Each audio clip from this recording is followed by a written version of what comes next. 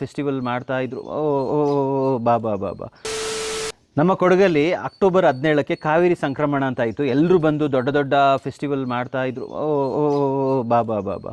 ನೋಡಿ, ನಾವು ನಮ್ಮ ಕಾವೇರಿ ಸಂಕ್ರಮಣ ಮಾಡೋದು ಇಂಪಾರ್ಟೆಂಟ್ ಅಲ್ಲ, ಮಕ್ಕಳಿಗೆ, ಚಿಕ್ಕ ಮಕ್ಕಳಿಗೆ ಇದ್ರ ಬಗ್ಗೆ ನಾವು ಅದ್ರ ಒಂದು ಸ್ಪೆಷಾಲಿಟಿ, ಯಾಕೆ ಈ ಥರ ಬೊತ್ತಂತ ಹಾಕ್ತೀವಿ ನಮ್ಮ ಪ್ರಾಪರ್ಟಿಯಲ್ಲಿ, ಇದನ್ನೆಲ್ಲ ಹೇಳ್ಕೊಟ್ಟಿಲ್ಲ ಅಂತ ಹೇಳಿದ್ರೆ, ಈ ಥರ ನಾವು ಬೊತ್ತು ಹಾಕಿದ್ವಿ ನೋಡಿ, ಈಗ ಎತ್ಕೊಂಡು ಹೋಗ್ತಾ ಇದ್ದ.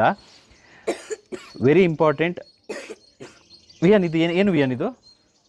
ಹಾಂ, ಕೋಲು ಆಗಿಬಿಡುತ್ತೆ. ಇದಕ್ಕೆ ನಾವು ಬೊತ್ತು ಅಂತ ಹೇಳ್ತೀವಿ.